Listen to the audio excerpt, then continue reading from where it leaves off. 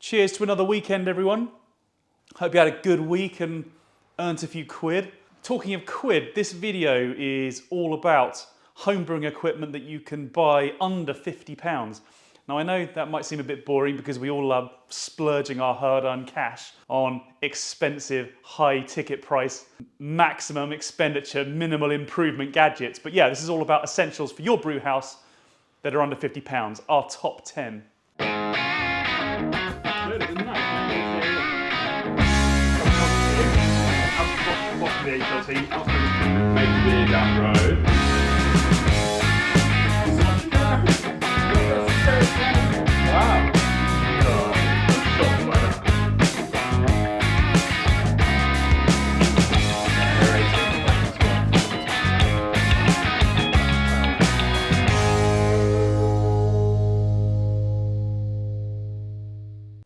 This, by the way, is last week's Speed Brew beer, a sessionable NEPA, which has turned out really well. It's become a little bit drier and it's crisper and it's a perfectly decent beer.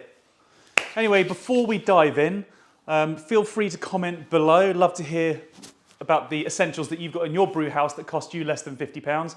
As always, Brew Bros is a place for homebrewers to come together and share their ideas and inspirations. No judgments. Also, you might want to watch till the end because we're going to do a little giveaway for those of you who last the course and are still sticking around at the 10-minute mark. First up, we have the KegLand Oxebar. These are really starting to catch on now. We got this about 6 months ago and it's £28, which includes the tapping head.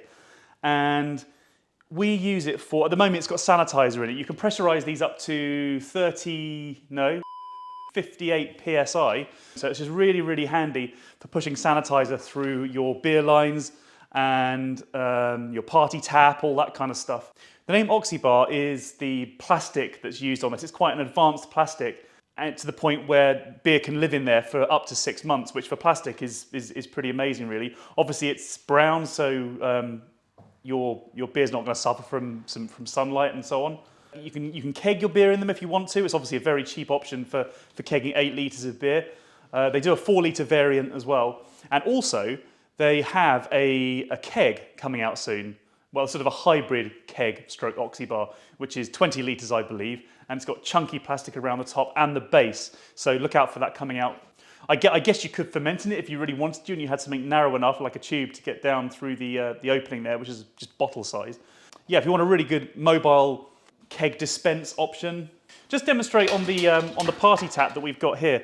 So I've just literally poured that session fast brew NEPA out of this party tap, and it's currently got a load of beer sat in the line. So on ours, we've got the yellow fitting is the beer line. So here we go. And that's now running sanitizer, and it can go back on our shelf. Now, if you're worried about fluid going all over our brew house, that leads on to the next item quite nicely. So the next thing is just really handy if, like us, you're always spilling sugary wort around your brew house. But unless you've got a really nice setup with a cambered floor and a drain, we assume you're going to spill lots of stuff like we do. So this is the ideal solution. Don't you worry, not going on the floor. There it is. Yeah, so it turns out I'm going to be mopping the floor after all. Anyway, these are Gorilla tubs. This is the large, shallow Gorilla tub, obviously in yellow. They do about 8 different colours, and it was £14. You know, when you've got hoses, chillers, pumps, when you take out your grain baskets and so on, it's great, just super handy. Put those straight in these tubs and just push them to one side to deal with later. So next up, we have a large-scale hydrometer. This is really good because I don't know about you guys, but I find it pretty stressful working off the tiny scale on a standard hydrometer. It only goes up to 1060, but it's ideal for your final gravity readings, and also obviously for your original gravity readings if you're doing a more sort of traditional strength beer. Yeah, so the large scale hydrometer I got from Malt Miller, and it was £15. Well worth the money. A set of micro scales. When you're measuring out your brewing salts or yeast or hops, any of that kind of stuff, it's really good to have a nice, precise set of scales.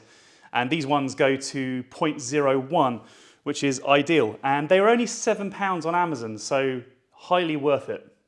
A quick reading handheld thermometer. This is the Inkbird IHT-1P. And it's just really super easy just for taking readings out the top of the mash or sparge water, just anything on the fly really where you need to take a quick temperature reading. And you'd be surprised in brewing, there's quite a lot of that. You know, when you want to just quickly check before pitching your yeast or whatever. Yeah, and the key is that it takes a quick reading in about 3 seconds. I think they say 3 to 5 seconds, but yeah, it's pretty darn good. And this was just over £20 on Amazon. Shout out to the KegLand wrapped Bluetooth thermometer, which we have on our shopping list, so that will be joining our arsenal soon. But yeah, Inkbird. A magnetic stirrer. If you plan to make the jump soon to more intermediate brewing, you'll definitely want to consider starting to work with liquid yeast, and a magnetic stirrer would be a very good purchase. I recently got this book, which is a UK homebrewing staple. I had to get it off eBay because it's a bit rare now. There's some quite interesting stuff on yeast. Packaged yeast purchased from your local homebrewing shop is the easiest and most convenient way of obtaining yeast. I'm sure that the suppliers do try to give us good quality yeast, but nevertheless, most packaged yeast leaves a lot to be desired and does not behave true to type when compared to the real thing from a donor brewery. Making the jump to liquid yeast just gives you a wider range of strains that you can use, and then the yeast aren't subjected to the horrors of the drying process, which can mask their true character. But with a stirrer, it's not only better, but cheaper too, because you can propagate your own yeast from a very small quantity. And also it means you can pitch hungry and healthy yeast for a faster starting and nice and clean fermentation. Again, let's go to KegLand and have a look at their wort whipper, which is £40. That doesn't include the conical flask, that's an extra you have to factor into it. But with a bit of eBaying, I reckon we'll get that around the £50 mark. An Inkbird temperature controller. Temperature control is one of the cornerstones of brewing, and with 1 or 2 of these in your brew house, you'll really be able to take it to the next level. They're brilliant for controlling during the mash, to have on your kegerator or keezer, to have particularly during fermentation, both primary and secondary. Just a really good bit of kit. If you're not familiar with them, it's basically the controller, and you can set the temperature, and then you can also set whether at what interval it kicks in at, whether you allow it to go half a degree over or 1 degree over or under. So you have a temperature probe and then 2 plug sockets, one of which is for the cooler, usually a fridge, and then heating, which is the element or a heat tube if it's in your brew fridge. This is the standard version, the ITC 308, which is around about £25. The Wi-Fi enabled one is usually 35 to 40, but on eBay at the moment, I've just seen them at £27. So that's a very good buy. And then once you've got the Wi-Fi set up, you can then control it from home. And then you can keep a really good close eye on exactly what's going on. So just, if your setup's in your garage or it's somewhere else off-site, somewhere else away from home, then as long as you've got Wi-Fi, you can check on your temperature anytime.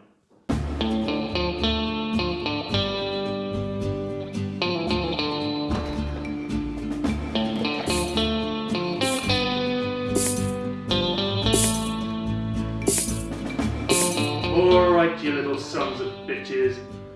I'm going to dry hop you, and then I'm going to sanitize you. Draw! The humble spray bottle. Literally just £10, but super useful to sanitize fermenter lids, the connectors when you're using things like party taps, just you're taking them on and off your fermenter. For connectors in your keezer, it's just really handy to be able to apply with a nice spray. The Fermenter King 20 litre pressure fermenter. Sorry about that knocking noise, by the way. That's the brewer next door who's changing his unit around. I'm going to go around there in a minute and smash the granny out of him. Ooh, you're hard, showing off.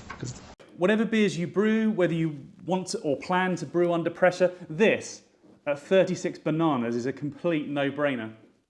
What we love about it is just how light and easy to handle it is, just purely for washing it out, for moving it around. It's just an absolute dream to work with.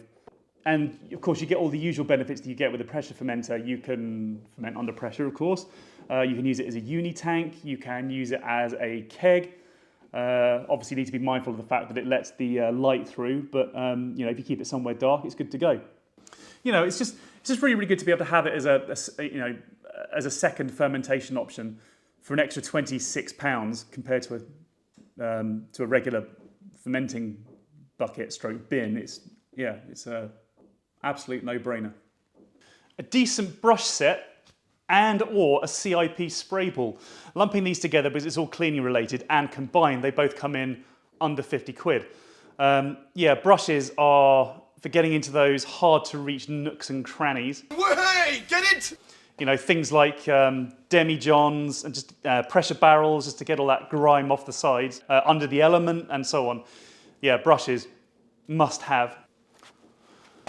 A CIP spray ball for the more advanced brew house with a pump and hoses is a great bit of kit because they allow you to disperse your cleaning. Basically, you just fit them and they allow you to disperse your cleaning solution around 360 degrees. So you just stick it in your mash tun or your fermenter, leave it to it, let it do its thing, spraying that nice cleaning solution everywhere. And they are about £25. So for that money, and if you got the kit to go with it, great buy. So there is the full 10. There's two more, and they don't really count, so I think it works out okay.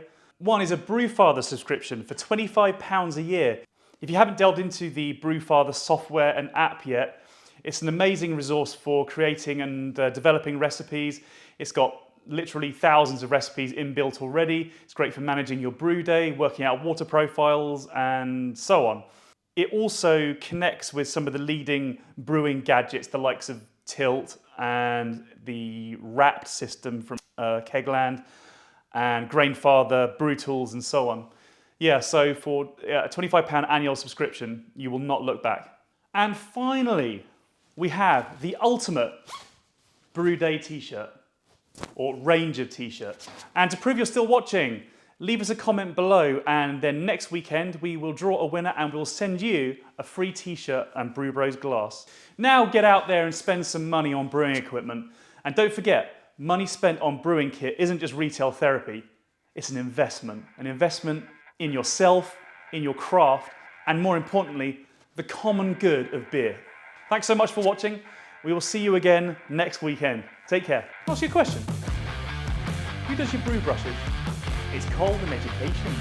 So what's a wort whipper? How long are you gonna be, mate?